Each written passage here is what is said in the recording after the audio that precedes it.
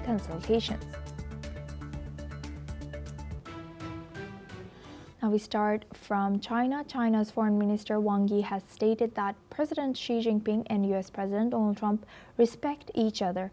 The statement comes as Beijing expresses hope that China and the United States will prepare for future leaders' interactions. According to reports, the minister has emphasized the importance of dialogue and cooperation between the two nations. In another development, China's foreign minister has held a phone call with U.S. Secretary of State Marco Rubio.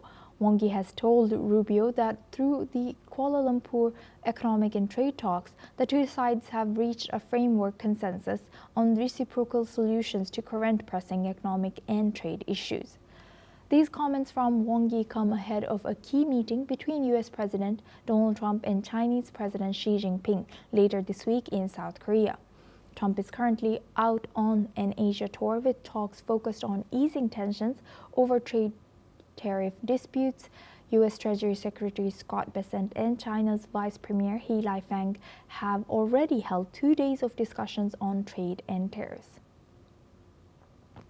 Now for this discussion, we welcome John Rossomando. He's a president of Viking Research Associates and geopolitical expert, joins us live from Washington, D.C. Thank you very much, John, for joining us again. Good to see you. John, looking at this, how might China's emphasis, today a lot of statements have come in, but one of them was China's emphasis on a multipolar world. How do you think this would be taken by President Trump or U.S., and how would it affect U.S.-China relations? Well, let's put it this way. It's just more of the same. China talks about a multipolar world, and the Chinese and the BRICS nations replacing the U.S. By all intents and purposes, the effort by the BRICS countries to displace the U.S. dollar won't be anytime soon. It could be more than a decade or more before they're able to have enough economic heft to do so. I think that President Trump, should be focusing on bolstering U.S. primacy, but also at the same time trying to avoid war or further disruptions between the U.S. and China and its allies. And John, now looking at Chinese foreign minister's call to avoid politicizing trade for ongoing tariff and economic negotiations, how do you think, what are the implications of his call? Well, I think the implications for the discussions of trade and tariffs is getting the Chinese to stop their protectionism, to allow the increase of U.S. Goods into their markets, and to solve the trade imbalance between our two countries. Let's not forget that President Trump's first term was dedicated to resolving the issues between the United States and China over China dumping goods in the U.S. and having a massive trade surplus. And how do you think it is now? Do you think President Trump and President Xi Jinping, the upcoming dialogue, could influence future trade talks and U.S.'s position to make it better in these? Well, I don't see any much hope for anything concrete coming out of this, because the United States and China are so far apart in terms of their economic goals. I mean, China wants to maintain its position as this world's manufacturing hub. So, President Trump wants to onshore manufacturing from overseas to the U.S. And how could these dialogue between Xi Jinping and Donald Trump influence future multilateral trade agreements between these two countries? Well, I think that, excuse me, I think that President Trump is trying to get a more equitable deal, but I'm not optimistic. I mean, the Chinese have their way of thinking about things, and I don't see that changing anytime soon. And lastly, in what ways might China's stance against bullying through power affect regional security and diplomatic strategies within Asia? Well, I think that China is just going to continue its belligerence toward its neighbors like the Philippines, continue its threats to quote unquote unify China by taking Taiwan, its belligerence against Vietnam. And one of the things that President Trump has done, with his antagonism toward India, is potentially destabilize some of the effort to contain China. Thank you very much, John Rosamando, for sharing that insight. Please stay with us as we stay on the region.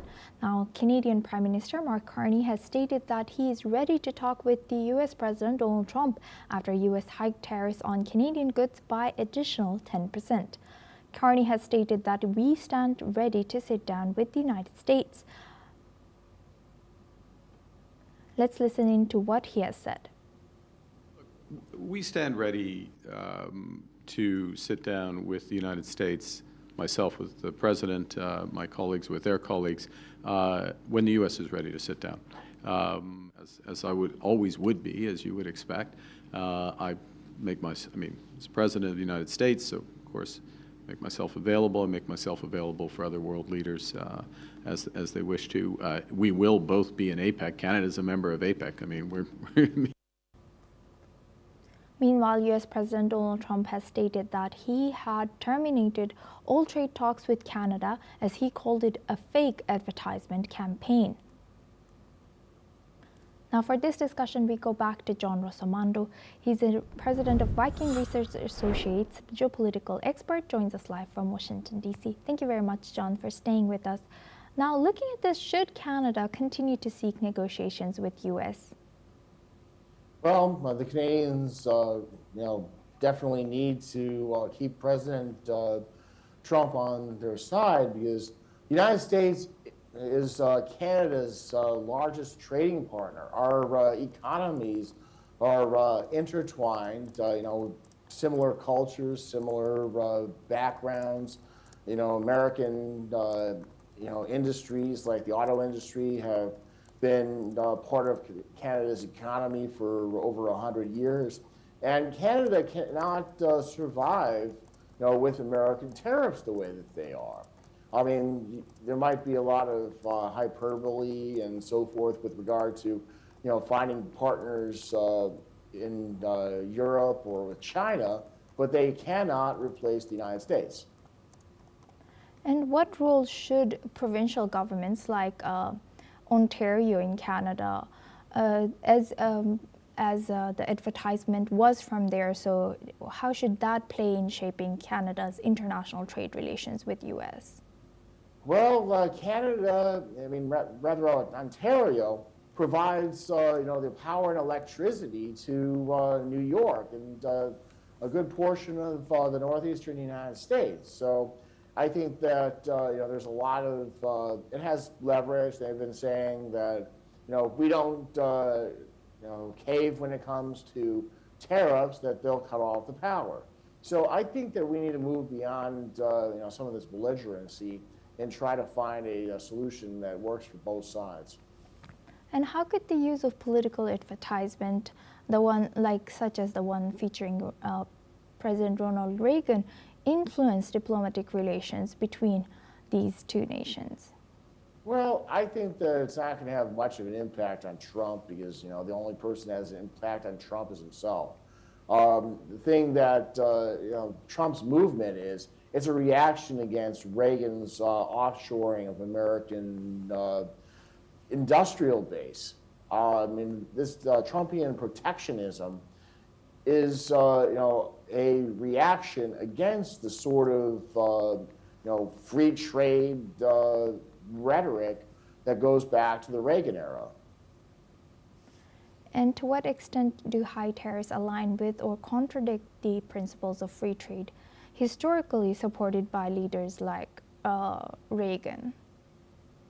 Well, The entire, tariffs, getting rid of tariffs was the whole free trade deal. However, we've seen that not all countries have, played by the rules. I mean, China maintains high tariffs. President Trump has railed against India's high tariffs, for example. And, there's a belief among some on the right in the United States that increasing American tariffs to be reciprocal with those of our trading partners will get them to make concessions. However, that doesn't seem to be happening. And thank you very much, John Rosamondo, for joining us today and sharing that insight and staying with us throughout this news. Now we